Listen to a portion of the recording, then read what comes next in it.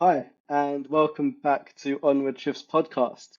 Today we have a really interesting guest with us. On our previous podcast, we had Mark who expressed his workplace accident, and today we're super fortunate to have his wife with us to explain to us how it affected her and the family, and a great way to learn a bit more about how a workplace accident doesn't just affect the person at work and the person who's had the accident, but absolutely everyone around them. So, Deborah, how are you? Hello, I'm very well, thank you. How are you? I'm very well. I'm very well. I Good. can't complain. I can't complain. It's going to be a good start to the week. It's going to be a good start to the week. Deborah, could you please tell us a bit about yourself, who you are, what you do, and hmm yeah, we'll go from there. Yes, well, my name is Debra Stanway, and I'm married to Mark Stanway. We've been married for nearly 40 years, and we were childhood sweethearts, and we Oh, were married at 22 and 23, and had 5 children, self-employed, running a joinery company, and everything was going along smoothly with family life until one day Mark had this awful, life-changing accident which just threw everything up in the air and changed everything for the future. Nothing will ever go back to the way it was before that day. Deborah, can I touch on something before we get into the accident? And that's 40 years of marriage. Yeah. Next year. It's Wow. 39 in September. It's Wow. 40 next year. Yeah. Wow. Yeah. Okay, before we get into anything, I need to know your secrets behind that because that is wow. Do you know, I don't think there is a secret. I think if you are lucky enough and Mhm, blessed enough to meet your soulmate, someone that is just a bit of you and you just feel like you're meant to be together and you're mhm. better together and you just want to do everything together and spend your lives together and go on that journey, then you're just blessed. Love that. There's no secret. Absolutely. There's no secret. Wow. I love that because me and my partner, we've been together. I've been fortunate for her to tolerate me, I should say, for 5 years now. Oh, And lovely. I always admire relationships that have been through, you know, the ups and the downs of life, and Mm, to be blessed with 5 children as well. mm-hmm. Wow. Yeah. And your dog. We can't And forget the the dog. dog. We And mustn't the dog. forget the dog now. No. He's adorable. Yeah, absolutely. He is the sixth child. Yeah. And we do know sometimes what the other one's actually thinking, hmm or we do know what the other one's going to say before they say it, because we've Wow. just been together that long. Love that. Absolutely love that. That's so admirable. And I think in this day and age where we live in such a replaceable world where, Hinge and Tinder and all the rest of the ones out there, like, I just feel like we replace our partners just too quickly, but we really do have to learn to fight through those struggles, and relationships have those struggles. I think strength comes from time together and knowing each other very, very well. And we will talk about that later, but that's part of the issue is that Oh, for one of us that time had completely disappeared, which was heartbreaking. yeah, I can only imagine, you Mm, know. I guess we should get into mm, that really horrific accident. And mm. I remember in Mark's podcast, he said you were like 100, like 200 miles away. Yeah, he was. Um, Yeah. So how did you feel when he you was got away that for, phone call? for a few days doing this project for somebody who had been a family friend for a very long time. They knew each other very well and they worked together regularly. So he was on a project. It was nothing out of the norm. And I was just going about my business. I'd got the children to school. I'd got the dog at the groomers. Our son was going to college for an open day. And so I was waiting for those. And I was in the middle of town and I just had a phone call on my mobile phone. And I thought, I don't recognise that number. So I answered it. And they just said, "This is Leinster Police. Is that Debra Stanway? Unfortunately, your husband has had an accident at work and he's been airlifted to hospital. And he is conscious and we don't have any more information than that. They had been round to the house, but obviously I wasn't in because the accident was incredibly serious. Nobody thought he was going to survive the accident. So obviously, as soon as I heard that, then the blood just rained from me. It was just such a shock. And I was in the middle of town, I'd got nothing with me. So my first thought was to call Mark's parents, who live 70 miles away from us here. And I just said, look, I've just had this phone call. Mark's had this awful accident. Could you please call the hospital and see exactly what's going on? Which Mark's mother did. And they weren't really able to tell us much, but they said that he was being transferred to a ward. And I arranged to go down the next day because I'd got all the children coming home. I'd got 2 children coming home from school. I'd got one of our daughters was driving 140 miles home from university. Gosh. And I didn't dare call her. I didn't dare tell her until she arrived home safely because I didn't want to call her and have her worrying while she was driving. So as everybody arrived home, I was explaining to them the situation. And our older daughter from university is amazing. She's just like her father. She's a born organiser. So she straight away, right, don't worry, I'll sort everything out. You just take care of the younger children. I'll make sure that we've got everything organised so that we go down tomorrow and stay and go and see Dad. So that's what we did. So the next day we drove down. And she was amazing. She was my little Google Maps because I've never driven anywhere like that before. So luckily, 3 of the children were with me. Mm-hmm. And it was quite a team effort getting there. The younger ones were brilliant because obviously they were incredibly upset when they were told about what had happened to Dad. So we arrived at the hospital, and as soon as we walked in, our youngest daughter, as soon as she saw her dad, had a massive panic attack. She just started hyperventilating, was very upset and just said, I need to get out, because obviously to see her dad looking so vulnerable with all the wires, and he'd still got blood in his hair and one side of his face was all bruised and he did look very poorly. So I had to take her out and sort of comfort her and calm her down, and then we were able to go back in again and obviously spend some time with Mark. And his main concern was that nobody was upset. You know, he was conscious, he was on morphine, and he was just saying, I'm going to be okay. Don't worry. Nobody worry. It's all going to be fine. That was always his main concern. Wow. And he didn't want anyone to be in trouble. He didn't want anyone at the workplace to be in trouble for what had happened. He was very conscious of anybody getting the blame for what had happened to him. They were his 2 main concerns, really. So we spent a bit of time with him. We were there for a few days. Nobody actually spoke to me who worked at the hospital to explain anything that had happened to him. Oh, wow. We had to leave a few days after because our older daughter had a job that she had to get to. They'd told Mark that they might be operating on the Monday. Shall I just go through the injuries? I'd better explain the injuries, hadn't I, that he'd received. Deborah, I hope you don't mind me asking, but from the drive from your home to the hospital, what were the feelings that you were feeling in the car journey? Just heartache. I mean, the first thing I wanted to do was to give my husband a big hug. I needed to see him, to see that he was okay. And obviously when you've got to drive all that way before you can even get to see him and just see how poorly he is, it was really difficult. But our daughter was an absolute superstar because she managed to anchor me. She managed to keep me calm. She was very good at, showing us the directions. And the 2 younger ones in the back of the car were incredibly well behaved. So actually, by the time we arrived, I was incredibly proud of them all. And we had a little high five, like, you've all done incredibly well, girls. Thank you so much for being so amazing on such a difficult journey. Now let's go and see Dad. Yeah. So that's how that went. And when you first saw Mark, what was your first reaction to it? Because obviously the little one, how old Yeah. was the little one? Was she 9? Yeah, it was just before her 10th birthday.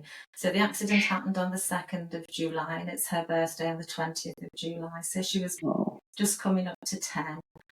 And yeah, she was terribly upset. I mean, she obviously was upset when I told her that he'd had an accident, and then when she saw him, it was terrifying. she's still got a feels quite ill when she goes into a hospital now. You know, you sort of get that, you go back to it, don't you, once you've Of experienced course. something not very pleasant. So yeah, Absolutely. but you know, everything was supposedly going to be okay at that point, and we didn't Hmm. actually know the full range of Mark's injuries. That was Wow. the problem, because at that everyone was thinking it's going to be okay. Let's just Hmm. get through this. Everything will be fine. But it wasn't. It wasn't fine, and that's the trouble when people have an accident. If Hmm. you're not looked after properly, if things don't go to plan, if some of the injuries aren't picked up, Hmm. it's not just a case of recovering, because sometimes you don't recover. And Hmm. that's unfortunately what happened for our family. Half of Mark's injuries weren't picked up, Wow. and they were supposed to be operating on the Monday. And then on the Monday morning, we'd returned home at this point, but Mark says he remembers someone standing at the foot of the bed. I mean, Mark was very confused for the whole time he was in hospital. And he remembers someone standing at the foot of the bed saying, we've decided we're not going to be performing an operation because your injuries are life-threatening and it's invasive, and actually because of some of where the breaks were on the ribs, there wasn't enough of the rib left by the spine to be able to perform the operation properly. They said, well, they just sent him home. They didn't say, well, we'll keep you in and observe you for a couple of weeks. They didn't say, well, we'll transfer you to another hospital closer to home so that you're not 200 miles away from home and your family can come and see you. And he had the left side of his torso was just, there was nothing left together really, because he had the broken clavicle and it was all dislodged at the joint. And then rib 2 was broken, and you can't break rib 2 without damaging your nerves and your shoulder blade. He had a broken shoulder blade, scapula. Ribs 3 and 4 weren't just broken. In the words of the consultant at a later date, they had exploded. That's just a complete mess. And then Gosh. 5, 6, 7, 8, 9 were flail ribs, which means that they're broken in at least 2 places. Oh my God. Which means that you have loose sections of bone just floating around inside your body. And actually those loose bones continue to cause damage because they have serrated edges and they are continually cutting into blood vessels and tissue and can actually puncture organs. Yeah, of course they can. And then on the other side, he'd broken ribs 2 and ribs 7 because he'd hit several things on the way down in this fall. And obviously, he'd had 2 bangs to the head as well. And his head injury was never looked into, actually. It was never looked into. And I believe they did say that they'd make reference to it on his discharge letter. But I don't think it was on the discharge letter. They didn't mention the head injury on the discharge letter. So Mark was told that he could just go home. On the discharge note, it didn't say anything about any follow-ups with anyone, with any specialists, no team, no one for the pain, no follow-up for the rib injury. There was just one comment that said Mark is to make an appointment with his GP if he feels the need to do so. And that was it. And he was, if we just bang our leg against a table, we know how that can bruise. So when you think of what must have been going on inside Mark's body, injury-wise, with all those broken bones that are there to protect your organ, and he had a punctured lung, the list goes on, all the injuries. He had air between the lung and the chest cavity. He ended up with scar tissue on the lung because of a slight protrusion on the lung. He was a very poorly man, and because of the flail chest, you can end up with your lung doing the opposite of what it's supposed to do when you're breathing. So when one lung is expanding, and the other lung should be expanding as well, but it won't be. It will be going the opposite way, and that actually stops you from being able to breathe properly. Oh wow, I didn't know that. Yeah, it's a very common problem with a flail chest, and that's why you're normally kept in, so that they can keep an eye on you in case that happens, because it can be life-threatening. But Mark was sent home, and we didn't know the full extent of the injury, so we weren't particularly alarmed at this point.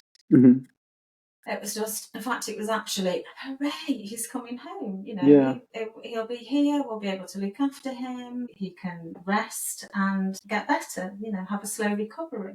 And I guess for you, that was a really nice feeling because you thought, I guess for you, and I guess that kind of gave you the reassurance of, oh, it's not that bad. It's going to be okay. Yeah, exactly. It's not that bad. Yeah. Exactly. So that's what everyone's thinking. And half of those injuries aren't even documented at this point. That's crazy. And when he was in hospital, they kept trying to get him off the morphine. And he kept saying, I'm in too much pain, I can't do it. I'm in too much pain. And they kept putting him back on the morphine. And then the day that he came home, he was just taken off the morphine and he was just given some medicine and the project's manager, his friend, actually drove him home in Mark's truck, because that was still down there, for 200 miles in absolute agony. just sitting as best he could in this vehicle, being driven home in pieces. And they arrived, and obviously we were just so pleased to see them come in, and come in to the project's manager as well, come and have some food. Thank you so much for bringing him home. We really appreciate it. So, and he sat at our table and just said, I don't believe in the blame culture. Rather than being concerned about how Mark was injured, it was more a case of, don't even think about trying to, sort of pass any blame on to the company here. That's ridiculous, considering that's a friend as well. Exactly. And that's another thing that really hurt. Yeah, that really hurt, because in the end, that friend that he'd known for all that time did end up actually telling fibs. A lot went on it because it's the betrayal. It's the betrayal. I have so much to say, and then because I get sidetracked and I go on to something else, I end up missing huge chunks out, because there are so many elements to this story. There's the accident, and then there's the fact that a lot of it was missed, and then there's the fact that because it's missed and it's not on the discharge notice letter, whenever Mark goes back, so for the first few weeks he's thinking, I'm going to get better, the pain will get better. I missed a bit out. So the day after Mark came home, he woke up in the morning and he sat at the dining table and he was in agony. He was in pain that was just too unbearable to deal with. And he said, Debbie, please ring the GP and ask him to come out, because I can't bear the pain. Oh my God. And there's nothing worse than seeing somebody that you love in unbearable pain. And the doctor was brilliant. He came out straight away and brought some more pain relief for Mark, and was absolutely, couldn't believe that they'd only sent him home with the pain relief that they had.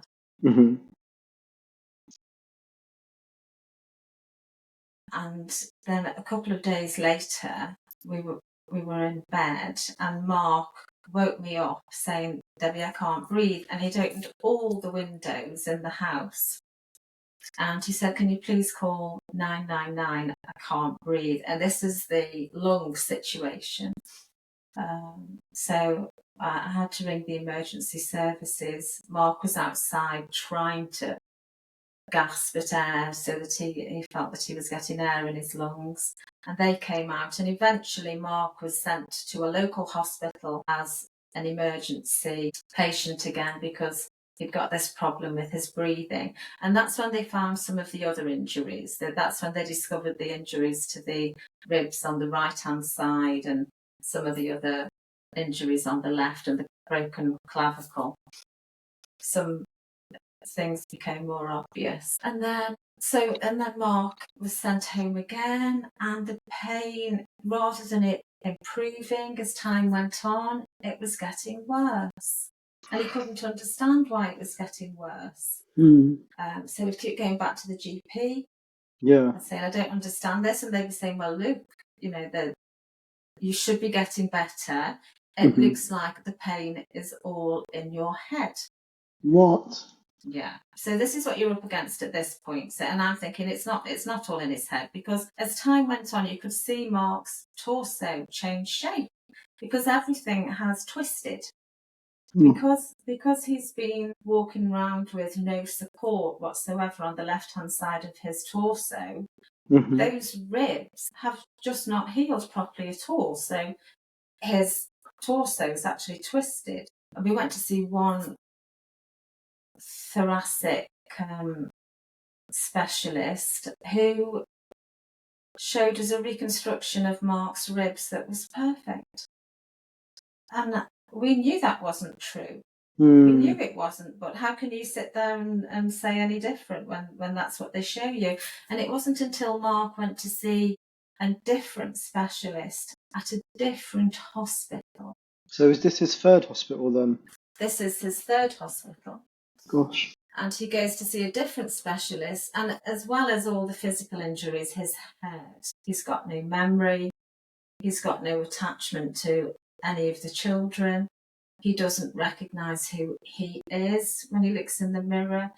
He's got no memory of our life together.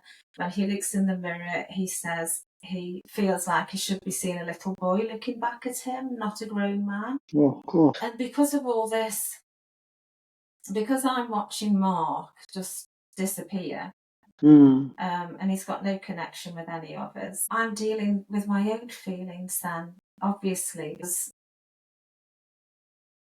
I'm thinking, well, he's got no connection with me. He's lost all the memories that we've had all those years together, and does he even love me anymore? It's a really, really difficult situation to deal with. And one day he went to see a specialist at the third hospital. And he went into the appointment first. I got the children off to school. I went in, introduced myself, and she said, I'm really glad you've come, Deborah, because I've just asked Mark why he's here, and he doesn't know.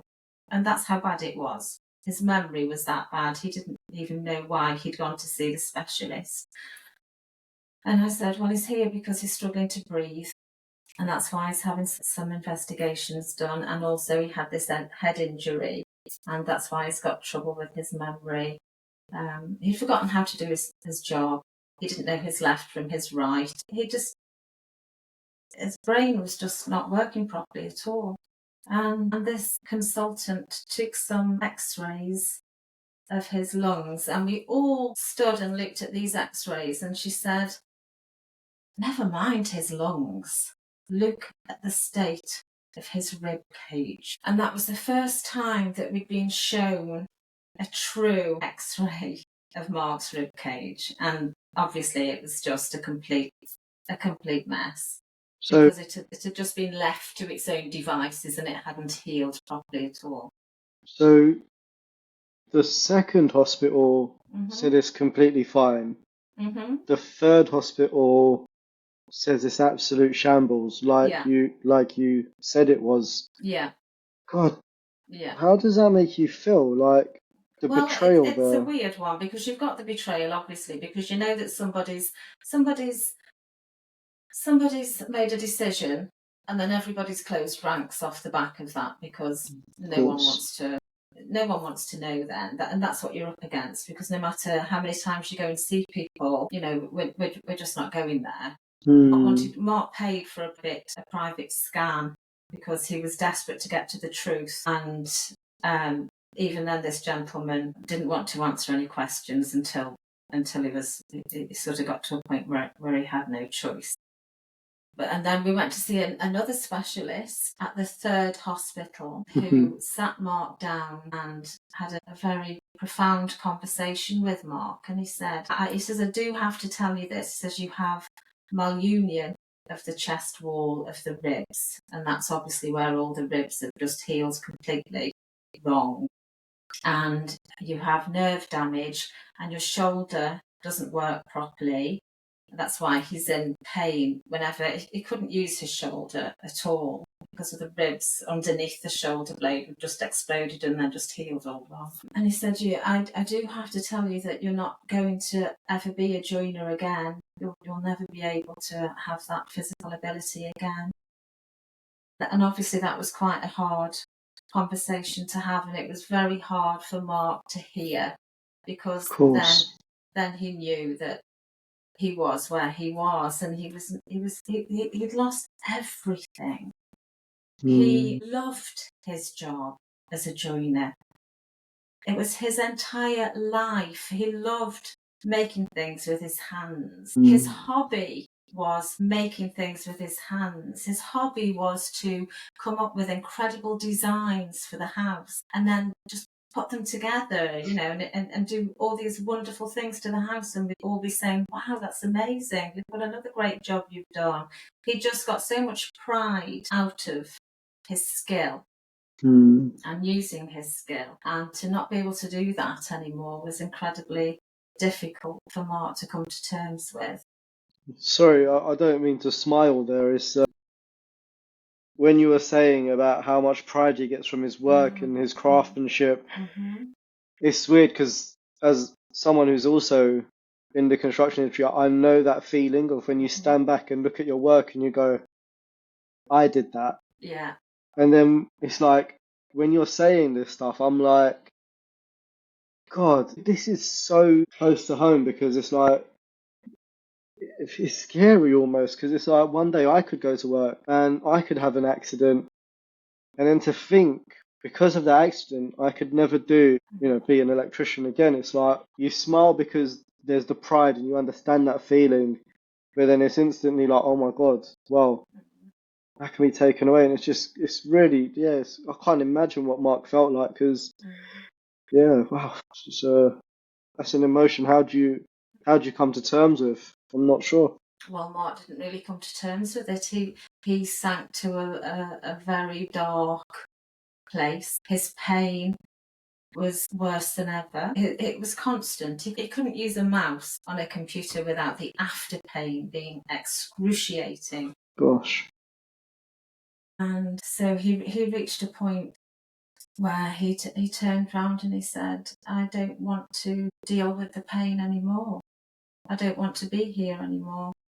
He didn't want to be alive anymore. He wanted the pain to end, the emotional pain and the physical pain. And that's just where I don't know how anybody deals with that. I mean, for 3 years, I cried every day. Every morning I would cry. And that was my release. That was the way that I dealt with all the emotion that I was feeling. My own heartache, my own worry, my own desperation at the situation that we were in, my own sadness at seeing him in so much pain. Months I couldn't give him a hug. You couldn't touch him. He was in that much pain. Couldn't touch him. It was just terrible to see somebody like that. At the time of the accident, I don't know if Mark mentioned this when he was telling you, but my father had passed away at the end of 2013, and Mark had the accident in 2015. And when he was lying on the ground after the fall, in fact, this was the first thing he said to me when I got to the hospital. He said, I saw your dad. Your dad came to see me. Obviously, in a vision, and he said, you can't go, Mark. You've got to stay and look after Debbie and the children. And he held on to that. And that's what kept him going to begin with. The fact that He'd seen my dad, and that's what he'd said, and he had to do that. Whether people believe in things like that, that was Mark's experience. And maybe he was about to die. Mm. You know, maybe people who suffer the extent of injuries that Mark had wouldn't survive. And that's why he was in this horrendous pain, because really he should have died from his injuries. You know, this is the first podcast where my jaw is actually hurting now because I'm clenching it so much.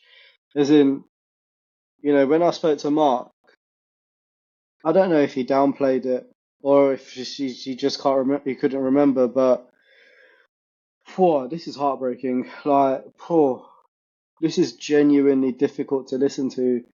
Like, coming from your perspective and your emotions and your feelings towards this, and even how Mark's accident was just so hard. It was so hard. Like, you can hear it in your voice. See it in your emotions. It's like, oh my God, like my jaw's actually hurting from just going, God, this is heartbreaking. Like, this is genuinely heartbreaking. Like, it's So yeah. my whole existence was about keeping Mark alive. It was about making sure that he came out with me for a walk every day. We'd get some fresh air. We'd see some beautiful things out in nature, and we would talk and talk and talk about. All Mark could talk about was the accident. That was everything, because it is just so much to try and get your head around, to try and understand, and to try and come to terms with. And as well as be all the confusion and the lack of, he'd lost everything. He said he used to sit in his own home and feel like a lodger. You know, this isn't my home. These aren't my children.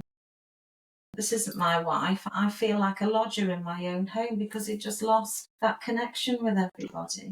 And it's heartbreaking for the children as well.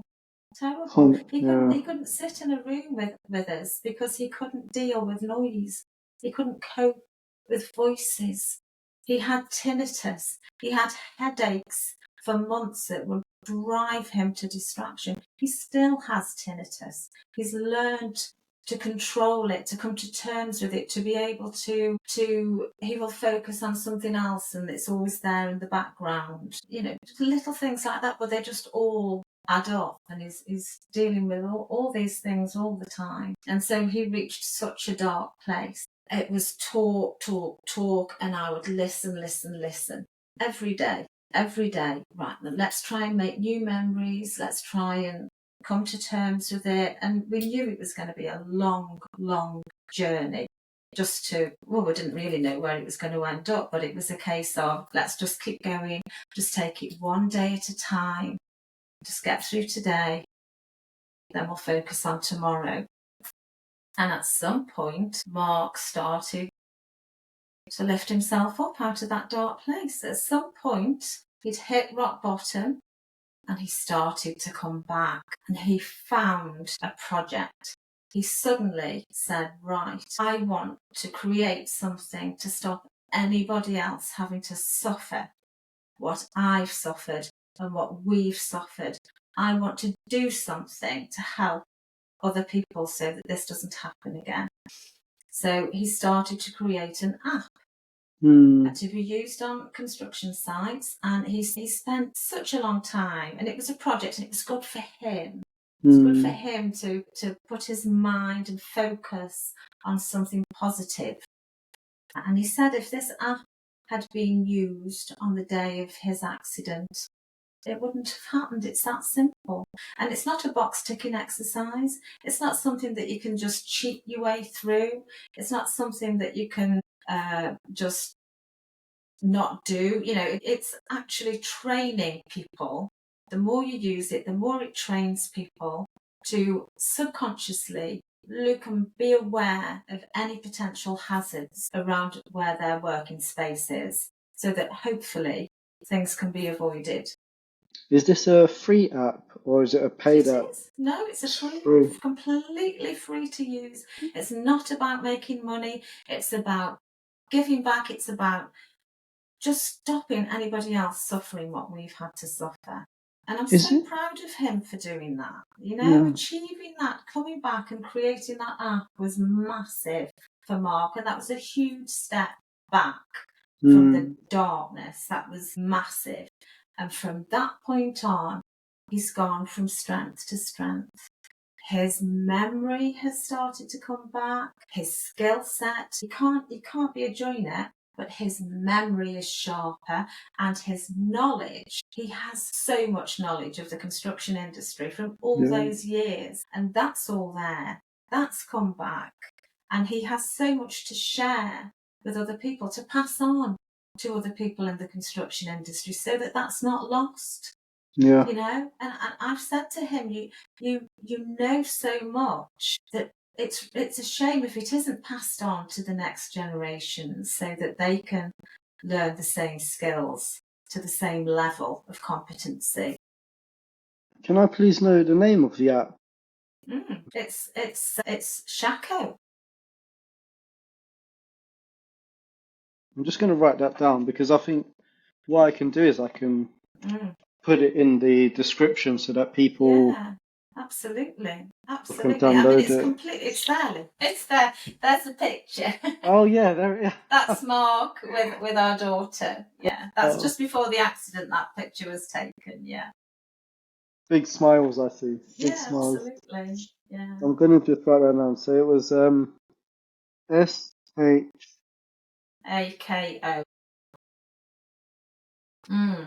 I will write that down and make sure to put it in so people can actually use it. Thank you. Absolutely. You've got nothing to lose. It's just there for the benefit of everybody on construction sites. Yeah. Deborah, can I say something? Like, you've spoken, I don't know how to explain this, but you've spoken so much about Mark and his accident, and you've briefly touched on your emotions and the kids' emotions. And I just want to say, like, Mark overcoming this life-changing accident is hugely thanks to you. And I think you haven't given yourself any credit for that. Well, I haven't heard it, because you were the one who cared for him, who loved him, who nurtured him, and I just want to say, like Mark is so blessed to have a partner like you, who didn't walk away from it or hide away from it. You sounds like you just... I can't imagine anybody walking away from somebody when they need you more than they've ever needed you in their entire lives. I mean, that is exactly the time that you should be there for somebody that you love and care for. I couldn't have even thought about doing that. Why would I want to do that? My whole job was to help him to get better again and to support him. Absolutely. And the children. The children have been amazing, and they've all had their own issues because of the accident and what's happened in the way. And actually, when they look back now, they will say, if they could change one thing about the way that it was dealt with, Mark and I thought that we were doing the right thing. We thought that we were protecting them by keeping the darker stuff to ourselves, dealing with that ourselves and not telling the children. And they've said since that it would have been far better for them to have been included in that. They would have rather been part of that, because they felt a little bit shut out at the time, and they didn't like that. They would have rather been completely part of the whole process, and I understand that. And at the time, you're doing what you think is best, what you think is right, and then it's at a later date that they say, well, actually, we felt like you were pushing us out, which was never how it was meant to be. We thought we were protecting them. I thought I was protecting them. And I think as a parent, you've never got bad intentions there. No. You're trying to do the best thing, and you've never experienced this before. And I think this is one of the good things about the podcast, is we have these really, really difficult conversations, and I guess we both hope it reaches that one person who needs to hear it, or that one family that needs to hear it, and they kind of go, okay, let's try it differently. But then every family is different, every circumstance is different, and I really believe we're all on this planet just doing the best we can. Like, We all are, even if it's just we're all trying our best, and that's exactly what you Exactly. and Mark did. Yeah, exactly. Yeah, doing our best. That's all you can do. Yeah, yeah. And I think the thing with children is as well that sometimes they don't voice how they're feeling. So that's, in a Yes. way, that's sadder because they might internalize their emotions, or maybe even it can manifest itself in ways that even they don't understand. That's You know, right. that this is happening, but I don't think that's because of Dad's accident. But maybe it is because of Dad's accident. And maybe it is because their hearts are breaking on the inside and they haven't made that connection. One of our children was very, after the accident, she got into a lot of trouble at school. And she was never in trouble at school before. And they kept punishing her and putting her in isolation. And we went in to see the headmaster and had a chat with him and explained about the accident and how it had completely turned everything upside down at home, and obviously it was affecting the children. And again, the response was just very cold. I'm very sorry to hear about that, but obviously my main priority is for all the pupils at the school. So there was no sort of understanding really of how our predicament could have affected our daughter. And so they just kept putting her in isolation. And then we went to see the headmaster on one occasion, and he was saying that our daughter's behaviour had reached a point where they didn't want her at that school anymore. They wanted her to go to a school for badly behaved children. And halfway through the conversation, Mark just got up and walked out because he couldn't deal with emotion either, and he couldn't deal with the way he was feeling because the headmaster was talking about our daughter in such a way. He just said, "I'm sorry, I've got to go," and he got up and walked out. So then I'm left with the headmaster. I'm in tears, and he's saying, "Well, this is where we're at." And our daughter actually went in one morning and ended up in trouble, and she was in the deputy headmistress's office, and she was saying, "You're going to go in isolation again today." And our daughter was sobbing. I know this because our daughter's told me. She was sobbing, saying, "Please help me, please help me, I need help. I don't need to be punished, I need help." She was literally screaming out for help, and they just kept putting her in isolation. And we insisted that a child psychologist who came to the school every few months to see pupils, and we insisted that he see our daughter. And they didn't want to do it. They said, "She's just being naughty." And we said, "No, we insist that we think there's something else going on, and we want the child psychologist to spend some time with her." He spent 20 minutes with our daughter, and he said, "There's definitely something going on with your daughter. There's a lot that needs to be looked into." He gave us quite a bit of feedback, and she went on to see several specialists, and she was diagnosed with ADHD actually. And up until the point of the accident, she'd been masking. She'd been able to control things, and then that had just pushed her to a point where she didn't know how to deal with things anymore. And that was her way of showing that she was struggling with the situation. So we've got that as well, and that was just one of the children. There's one of our other daughters had a really, really difficult time. But I've asked her if I'm okay to talk about that, and she doesn't want me to. So that's No that's problems. completely her decision. But again, Absolutely. that is all part of the fallout of an accident in the workplace and how Yeah. that can affect different family members. And it's heartbreaking for everybody. So Deborah, it's if anybody needs any reason to be very, very, very careful in the workplace, please think about your families and what you're putting them through. it's hard to listen to this. It's genuinely hard to listen to this. I don't know how you live through it. Like, I have But the utmost respect for you, oh, the thank you. kids, and Thank Mark. you. Yeah. I I really am do. so proud of all of them. I really am, because the children now are at a place in their lives. They are all adults. and I couldn't be prouder of them. They're all amazing human beings. They have hearts of gold, they're in their chosen professions, and they're all doing brilliantly. And we're a close family. It's And beautiful. I couldn't be prouder of Mark. And Mark says that he will still has attachment issues and he doesn't feel like he's their father yet, but it's a work in progress. And I can tell you that as their mother, watching him with our children, he is an example of the best father children could have, because he will do anything for those children. And they all know that he is there for them, for anything that they need. And that's beautiful.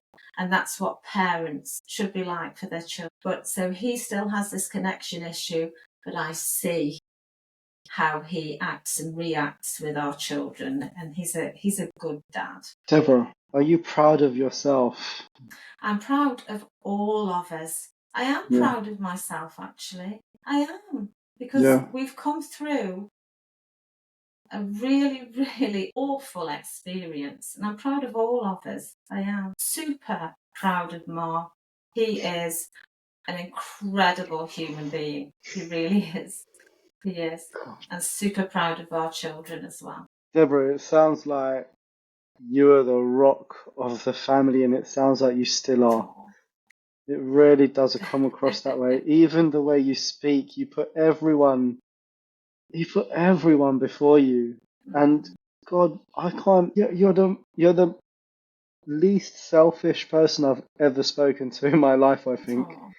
You've put everyone in front of you. Your emotions, you've just, I don't know how else to describe it other than you're an absolute rock of the family. And honestly, wow. Can I ask you a personal question here? Regarding your upbringing, do you think that plays a part into why you're such a strong person right now? I don't know. There's a saying I like, and it's you never know how strong you are until you have no choice. And that's so true. Because I'm not a strong person. I've never been a strong person, and I was never a strong person as a child, and I was never a strong person in this family. Mark, it was my whole being. When I left school, I worked in an office and worked my way up to office manager. But when we started our family, that was my world. I wanted to raise our family, and I wanted to support my husband. And that was what I wanted. And that's why there's such a sad irony in what happened to us, because that accident completely threw our family into chaos. But we've managed to pull it back. We've all got through it, and we're a brilliant family, if I say so myself. I love that. I really people allowed to say that? We're a brilliant family. You absolutely are. Honestly, the stuff you've been through and the challenges you're still overcoming and fighting, you are an absolutely brilliant family. You absolutely are. You really are. Well, I appreciate that. Honestly, I mean it. I genuinely mean it. And Deborah, I want to ask you, like, I'm gonna try. I want you to try not to think about anyone else here but yourself. How are you? Genuinely, how are you now? I'm good. I am proud. That's where we're at right now. I'm proud of where we all are. That's the point that we've reached. There was days when I, like I said, every day I cried for about 3 years. Every morning, that was my coping mechanism. All that emotion. I would go and have my bath in the morning, and I would cry. I would sob in that bath every day. And that was my release for all the sadness and heartache that I felt. And then I would dry my tears, get ready for the day, and get through another day. And that's all you can do. Just take one day at a time, and then eventually things will start to improve. And Honestly, here we are. Wow. And now I'm talking to you. Oh, gosh, Deborah, you're amazing. I don't know how in other words to put it, but you're just amazing, and honestly, and your family sounds brilliant. They really They do. are amazing. Really They are. are. And just hearing how much you love Mark and how you put everyone before you is just, oh, wow. Wow. Yeah. And I guess it also makes me really happy to hear that Mark's in a place from where he was to where he is, he's better. And that's really, really, that brings me happiness because Absolutely. That he brings me deserves it. happiness. Yeah. Absolutely. Yeah. The stronger he gets, the happier I am. Yeah, to see that is wonderful. Yeah. To see that Absolutely. resilience and that strength and that passion again. He has a passion to do things, which is brilliant. Gosh. And what do you do now, Deborah?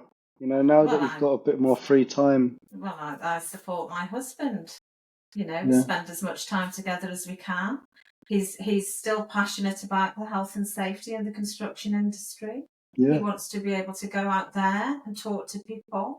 He wants to be able to pass on his skill set to people.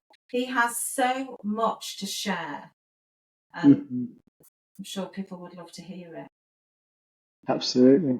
Absolutely. But I just want to say thank you so much for being with us today.